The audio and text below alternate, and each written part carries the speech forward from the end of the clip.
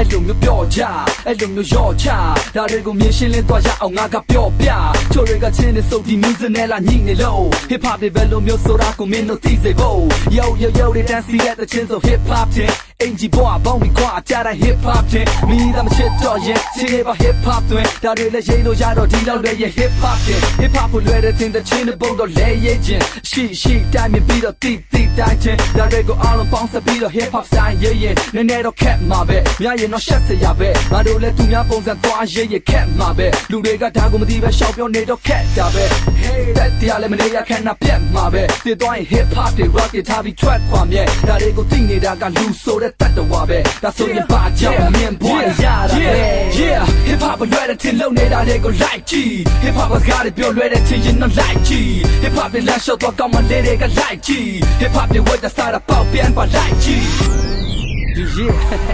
yeah